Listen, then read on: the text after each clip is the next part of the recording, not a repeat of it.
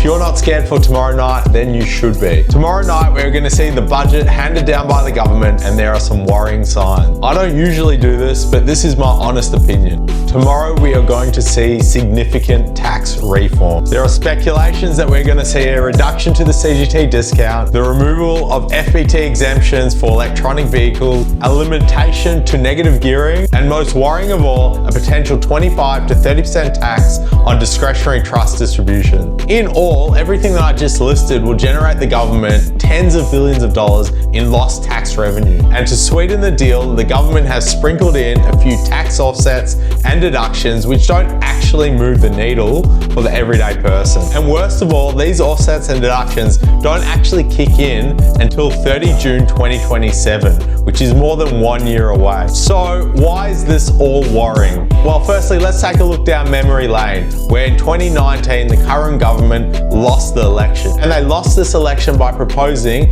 an abolishment to refunds for excess franking credit. They were a shoo-in for this election, and ultimately, this tax reform cost them the election. Now, fast forward to today's political climate, where currently the coalition have an identity crisis. We are seeing the rise of One Nation, and all polls are saying that Labor are a shoo-in for the 2028 election. To me, all these proposed tax reforms are saying is that the current government aren't actually scared of making a move. They now feel confident enough to make these legislative changes without the threat of losing power. And this is very worrying, because tomorrow we're going to see potentially the worst case scenario. Next, let's look at the actual proposed changes and the motives behind these changes. Specifically for the changes regarding the CGT discount and the negative gearing, the current government are stating that this is as a result of the current housing crisis. But we're not stupid, we know that this is a cop-out. The CGT discount reforms alone are going to save the government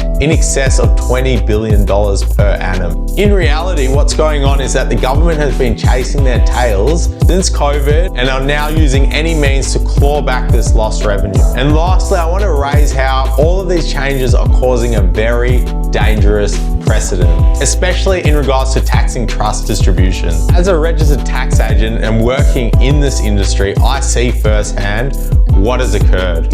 And over the last few years, we've seen the government reintroduce interpretations of pre-existing legislation, such as Section 100A, with the aim of minimizing tax benefits from trust distributions. Now what we're seeing is them going a step further with the actual implementation of legislation. And this is very concerning. We are seeing them slowly shift the goalposts of what is acceptable in society. And ultimately, hardworking Australians are going to pay the price. So let me know in the comments what your thoughts are. And remember,